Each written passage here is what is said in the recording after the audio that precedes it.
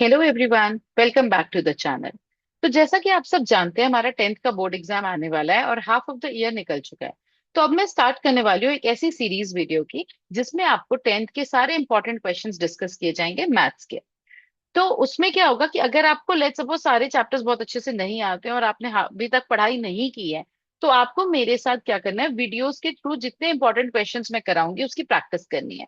आपके पास for sure ऐसे exam में क्वेश्चंस आएंगे और उनको आप अप्रोच कर पाएंगे अगर आप इन वीडियोस के क्वेश्चंस को अच्छे से सीख लेते हैं तो। ठीक है, तो चलिए स्टार्ट करते हैं आज का पहला वीडियो जिसमें हम एप्लीकेशन ऑफ ट्रिग्नोमेट्री के कुछ इंपॉर्टेंट क्वेश्चंस डिस्कस करेंगे। आप देख सकते हैं हमारा पहला क्वेश्चन है, a vertical stick 10 centimetre long cast a shadow 8 centimetre long.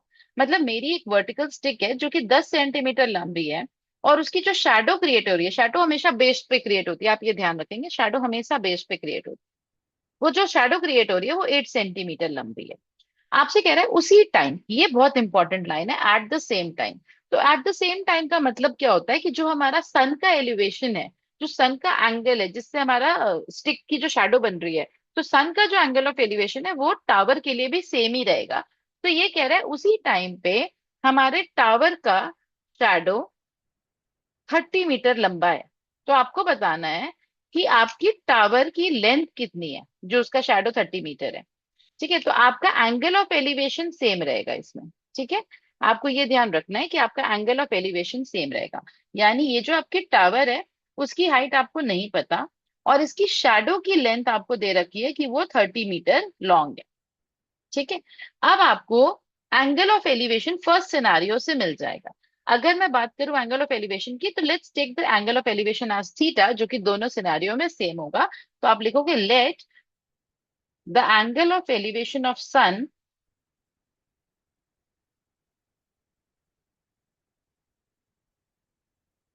B theta. ठीक है, तो अगर आप पहले ट्रायंगल में देखते हैं, तो अगर मैं इसको नेम दे दूं ए बी एंड सी, तो अगर मैं ट्रायंगल ए बी सी में बात करूं, इन ट्रायंगल ए बी सी, तो मेरे tan थीटा की वैल्यू क्या होगी? P upon B, that is A B upon A C. तो ए बी अपॉन ए सी क्या आ गया? 10/8। बट सिमिलरली अगर मैं अपने इस ट्रायंगल को नाम दे देती हूँ पी क्यू आर, और मैं इस इन triangle P Q are tan theta की बात करूं, so it will be P Q upon P R, that is H/30। तो मुझे दोनों ट्रायंगल से मेरे tan थीटा की वैल्यू मिल चुकी है, तो मैं दोनों को इक्वेट कर दूं। तो इसको मैं मार्क कर देती हूँ फर्स्ट इक्वेशन, इसको सेकंड इक्वेशन। तो मैं लिखूंगी फ्रॉम 1 and 2, 10/8 की वैल्यू H/30 के इक्वल होगी। ठीक है, तो इसमें क्या होगा, अगर मैं H की वैल्यू निकालूं तो क्रॉस मल्टीप्लाई करके मुझे मिला 300/8।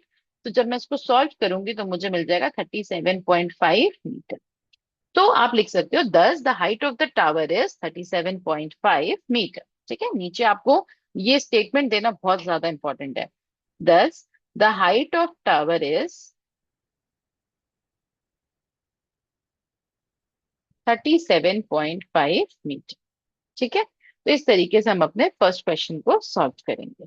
चलिए सेकंड क्वेश्चन की तरफ चलते हैं। सेकेंड क्वेश्चन में दे रखा है an observer 1.5 metre tall is 28.5 metre away from a tower 30 metre high. अब यहाँ पे कह रहा है कि एक ग्राउंड पे टावर है। ठीक है, इस टावर की हाइट है 30 मीटर, और यहाँ पे एक ऑब्जर्वर है उसकी भी हाइट है 1.5 मीटर। ठीक है, ऑब्जर्वर है ये और ये टावर है। टावर की हाइट 30 मीटर है और ऑब्जर्वर की हाइट 1.5 मीटर है। अब ऑब्जर्वर अपनी आंख से ही देखेगा। Find the angle of elevation of top of a tower from his eyes. अब यहां से इसकी आंख का एंगल ऑफ एलिवेशन, आपको इसकी आंखों से टावर के टॉप का एंगल ऑफ एलिवेशन आपको निकालना है। और एक और चीज दे रखा है इसमें कि ये जो ऑब्जर्वर है ये टावर से 28.5 मीटर की दूरी पे खड़ा है। ठीक है, ये जो ऑब्जर्वर है ये टावर से 28.5 की दूरी पे खड़ा है। अब मुझे एक बात बताओ, अगर ये 1.5 है तो क्या बीइंग अ रेक्टेंगल ये भी 1.5 मीटर ही होगा? तो ये जो हाइट बच गई इसकी वैल्यू क्या हो जाएगी? 30 - 1.5, द वैल्यू इज 28.5 मीटर। तो अगर मैं इस ट्रायंगल को नाम दे दूं ए बी सी, और मैं बात करूं इन ट्रायंगल ए बी सी की, तो क्या मैं अगर अपने एंगल ऑफ एलिवेशन को थीटा बोल दूं, तो मेरे tan थीटा की वैल्यू BC अपॉन AC होगी, परपेंडिकुलर अपॉन बेस। अब BC भी 28.5 आ गया और AC भी मेरा 28.5 है, तो tan थीटा की वैल्यू क्या आ गई, 1। अब अगर tan थीटा की वैल्यू 1 है, मतलब थीटा की वैल्यू क्या है, 45 डिग्री, यानी हमारा एंगल ऑफ एलिवेशन क्या होगा, 45 डिग्री। तो आप लिखोगे 10 angle of elevation will be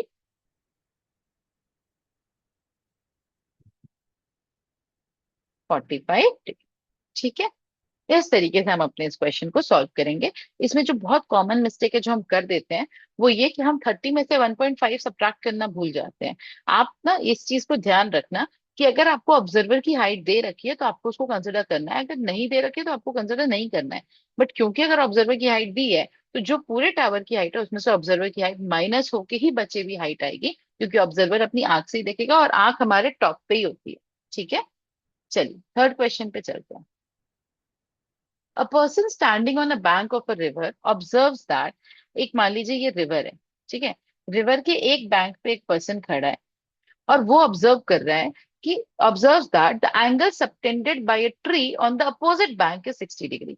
मतलब अपोजिट साइड पे यहाँ पे एक ट्री है, और इस ट्री का जब वो एंगल सबटेंड कर रहा है, देख रहा है जब इस ट्री को टॉप तक, तो कितना एंगल सबटेंड हो रहा है, 60 डिग्री। अब उसने बोला अच्छा ये हमारा पूरा रिवर है, ठीक है, बैंक ऑफ द रिवर पे खड़ा है, पर्सन अपोजिट पे खड़ा है, इधर ट्री है और इधर पर्सन खड़ा है, तो ये हमारा पूरा रिवर है यहां से यहां तक।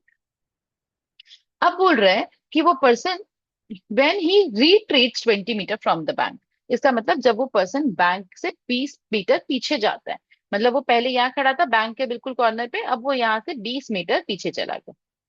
ठीक है, लेट्स सपोज वो ए पॉइंट पे आ गया, तो उसका angle of elevation top of the tree का घट के हो गया 30 डिग्री। ठीक है, आपसे कह रहे हैं find the height of the tree, जिसको हमने एच मान लिया है, and width of the river, जिसको हमने डब्ल्यू मान लिया। ठीक है, अब देखिए हमारे पास यहाँ पे दो ट्रायंगल है और दो एंगल्स भी लग रहे हैं, तो आप सबसे पहले यहाँ पे लिखोगे let the height of tree be H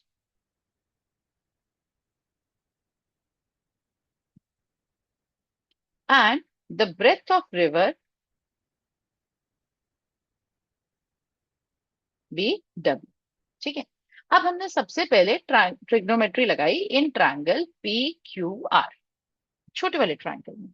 तो उसमें क्या लगेगा, tan 60 is equal to R Q upon P Q. ठीक है, मतलब √3 is equal to R Q हमारा एच है और पी क्यू हमारा डब्ल्यू है, तो H is equal to √3 W, हमें एक रिलेशन मिल गया। ठीक है, सिमिलरली अब सेम ट्रिग्नोमेट्री कॉन्सेप्ट मैं लगाऊंगी दूसरे ट्रायंगल में, इन ट्रायंगल ए क्यू आर, बड़े वाला ट्रायंगल जो ए क्यू आर है उसमें। अब आप यहाँ पे देखो tan 30 डिग्री किसके इक्वल होगा, R Q upon A Q. अब tan 30 डिग्री की वैल्यू हो गई 1/√3। आर क्यू हमारा एच है और ए क्यू हमारा 20 + डब्ल्यू है। ठीक है, अब क्रॉस मल्टीप्लाई करते हैं, 20 + W is equal to H√3। अगर मैं यहाँ पे H की वैल्यू पुट कर दूं, H की वैल्यू क्या है मेरी, √3 डब्ल्यू, उसको मैंने यहाँ पे पुट कर दिया, तो मुझे मिल गया 20 + W is equal to H की जगह √3 डब्ल्यू मल्टीप्लाई बाय √3। अब √3 इंटू √3 क्या हो जाएगा, 3। 20 + W is equal to 3 W, तो उससे मेरा आ गया 2 डब्ल्यू इज इक्वल टू 20, तो W is equal to 10 metre.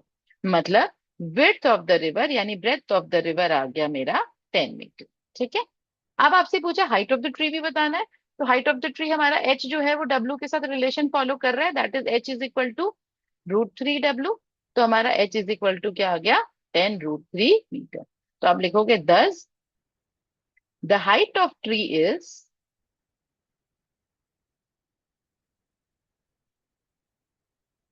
10√3 and the breadth of river is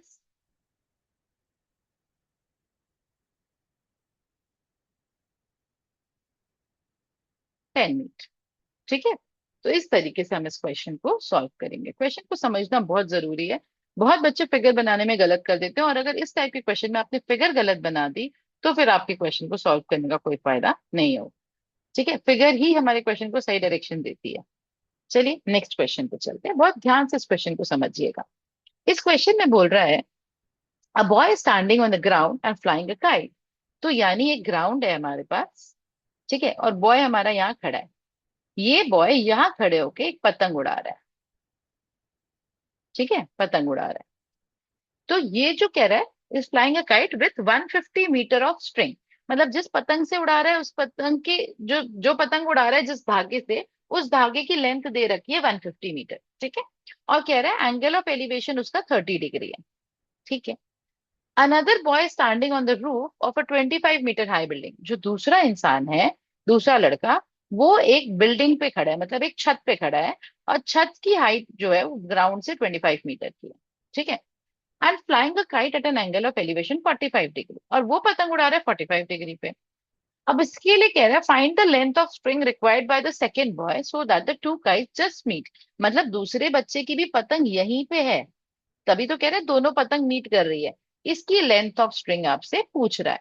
और आगे ये भी बोला है required by so that the two kites just meet if both the boys are on the opposite sides of the kite. ये मेरी kite के opposite side पे है। अच्छा, आपको यहाँ पे ये भी दे रखा था कि एंगल ऑफ एलिवेशन इसका 45 डिग्री है, ठीक है। जो बच्चा छत पे खड़ा है ना 25 मीटर की छत पे, उसका एंगल ऑफ एलिवेशन 45 डिग्री है। तो आप ध्यान से देखिए, आपके पास जो पहला ट्राइंगल है, let's name this point as K, this as Q, this as R, ठीक है, और इसको एम दे देते हैं। तो अगर आप ध्यान से देखिए, जो आपका पहला ट्राइंगल है पी के क्यू, इन ट्राइंगल पी के क्यू, आपके पास हाइपोटेनियस है बट हाइट नहीं है, ठीक है। काइट किस हाइट पे उड़ रही है ये नहीं पता है हमें, ठीक है। तो वो निकालने के लिए आपको परपेंडिकुलर और हाइपोटेनियस के बीच में रिलेशन चाहिए। परपेंडिकुलर और हाइपोटेनियस के बीच में रिलेशन आपको साइन देता है। तो हमने बोला sine 30 degree is equal to perpendicular upon hypotenuse, that is K Q upon P K. तो साइन 30 डिग्री कितना होता है 1/2। के क्यू हमें नहीं पता और पी के हमारा 150 है। तो हमारा के क्यू आ गया 75 मीटर, ठीक है। तो जब हमने इसको सॉल्व किया तो हमारी ये पूरी एंटायर हाइट कितनी आ गई, यहां से लेके यहां तक 75 मीटर, ठीक है।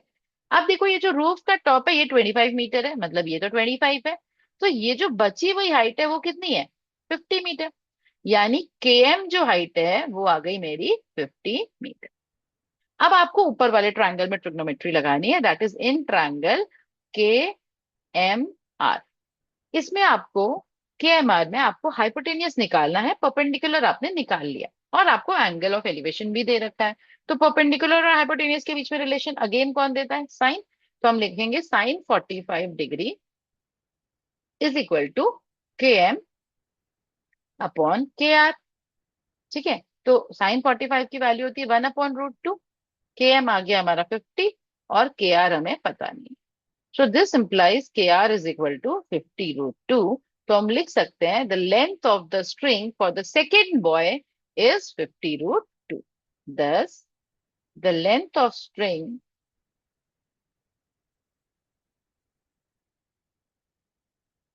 फॉर सेकेंड बॉय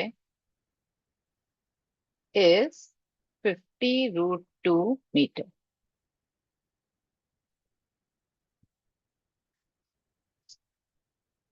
ठीक है, तो इस तरीके से हम इस क्वेश्चन को सॉल्व करेंगे। चलिए अगले इंपॉर्टेंट क्वेश्चन पे चलते हैं। ओके, यहाँ पे दे रहा है एक aeroplane flying horizontally 1000 metre above the ground is observed. अब देखिए, ये हमारा ग्राउंड है, ग्राउंड के 1000 मीटर हाइट पे एक एरोप्लेन उड़ रही है, ठीक है। और इस एरोप्लेन को हमने ऑब्जर्व किया, तो एंगल ऑफ एलिवेशन था हमारा 60 डिग्री, ठीक है। अब ये प्लेन उड़ रही है तो कहीं ना कहीं तो मूव करेगी ही करेगी। अब ये कह रहा है after a flight of 10 second the angle of elevation at point of observation changes to 30 degree. अब हमारा एंगल ऑफ एलिवेशन यहाँ पे क्या हो रहा है, रिड्यूस हो रहा है। तो रिड्यूस हो रहा है मतलब फ्लाइट आगे जा रही है, यहाँ आ गई फ्लाइट हमारी, ठीक है। और हमारा एंगल ऑफ एलिवेशन हो गया 30 डिग्री। इसने बोला ये डिस्टेंस ट्रेवल करने में इसको कितना टाइम लग रहा है, 10 सेकेंड लग रहा है। तो सबसे पहले अगर आपसे स्पीड पूछ रहा है, टाइम दे रखा है, तो डिस्टेंस तो पता करना पड़ेगा ना कि कितना डिस्टेंस ट्रेवल किया है फ्लाइट ने। तो let's name these points as A B C D and E, ठीक है। अब अभी भी हाइट उसकी कांस्टेंट ही है 1000 मीटर। तो सबसे पहले मैंने ट्रिग्नोमेट्री लगाई इन ट्रायंगल ए बी सी। मुझे बेसिकली बीडी डिस्टेंस कैलकुलेट करना है, तभी मैं स्पीड निकाल पाऊंगी। ठीक है, तो मैंने इन ट्रायंगल ए बी सी बात करी। तो in triangle A B C tan 60 degree is equal to B C upon A B, that is √3। और ये हो गया 1000 अपॉन ए बी। तो ए बी आ गया मेरा 1000 अपॉन √3। ठीक है, तो ये जो डिस्टेंस है वो आ गई मेरी 1000 अपॉन √3, जिसको अगर मैं रैशनलाइज कर दूं √3 से मल्टीप्लाई डिवाइड करके, तो आई गेट 1000 √3/3। ठीक है, अब देखिए मुझे बीडी डिस्टेंस कैलकुलेट करना है, तो let's take this distance as D, as X sorry. अब मैंने लगाया ट्रिको बड़े ट्रायंगल में ए डी ई, बड़े ट्रायंगल में, क्योंकि मुझे एक्स कैलकुलेट करना है। तो tan 30 degree is equal to DE upon A D. Now what is tan 30 degree? 1/√3। और उसकी वैल्यू हो जाएगी DE that is 1000 upon AD that is 1000 √3/3 plus X. ठीक है, तो हम सबसे पहले क्या करेंगे? Cross multiply. जब हम क्रॉस मल्टीप्लाई करेंगे तो हमारे पास आएगा 1000 √3/3 plus X is equal to 1000 √3। तो एक्स निकालने के लिए मैं अपने राइट हैंड साइड पे शिफ्ट करूंगी, तो मुझे मिलेगा 1000 √3 माइनस 1000 √3/3। सॉल्व करेंगे, 3000 √3 माइनस 1000 √3 अपॉन 3। हमने एलसीएम लिया, जब एलसीएम लिया तो हमारे पास क्या आ गया? 2000 √3/3। ठीक है, तो हमारे पास क्या आ रहा है? 2000 √3/3 मीटर। ये हमारा डिस्टेंस आया। आपको अल्टीमेटली स्पीड निकालना है, डिस्टेंस आ चुका है, स्पीड निकालना है। तो स्पीड का फॉर्मूला क्या होता है? Speed is equal to distance upon time. ठीक है, डिस्टेंस आपके पास आ चुका है 2000 √3/3 मीटर, और टाइम आपको दे रखा है 10 सेकेंड्स। तो आपकी स्पीड आ जाएगी मीटर पर सेकेंड में। तो आप क्या करोगे? जीरो से जीरो कैंसिल कर दोगे, तो आपका आंसर आ गया 200 √3/3 मीटर पर सेकेंड। ठीक है, so this is the answer. तो इस तरीके से हमने अपने इस वीडियो में 5 इंपॉर्टेंट क्वेश्चंस डिस्कस किए हैं of the exercise of the chapter application of trigonometry. और इसी तरीके से मैं 5 इंपॉर्टेंट क्वेश्चंस हर वीडियो में डिस्कस करती रहूंगी और आपको समझाती रहूंगी। आप उन वीडियोस को प्लीज ध्यान से समझिए, और अगर आपने इन वीडियोस को अच्छे से प्रिपेयर कर लिया तो आई अश्योर यू कि आपके बोर्ड्स में मार्क्स अच्छे आ जाएंगे। ठीक है, बस जरूरी है आपका फोकस। ठीक है, सो ऑल द बेस्ट बच्चों, प्लीज ध्यान से अब पढ़ना शुरू कर दीजिए। अब आपके पास बिल्कुल टाइम नहीं है, और आपका 10th का बोर्ड एग्जाम अब ज्यादा दूर नहीं है। तो पैनिक करने की जरूरत नहीं है, मेहनत करने की जरूरत है। तो चलिए नेक्स्ट वीडियो में मिलेंगे, इस सीरीज के सेकंड वीडियो में, जिसमें हम एप्लीकेशन ऑफ ट्रिग्नोमेट्री के और इंपॉर्टेंट क्वेश्चंस भी उसमें डिस्कस करेंगे। ठीक है, तब तक के लिए बाय, टेक केयर। और अगर वीडियो पसंद आई हो तो प्लीज लाइक शेयर सब्सक्राइब जरूर करिएगा। Bye everyone. Please subscribe and press the bell icon.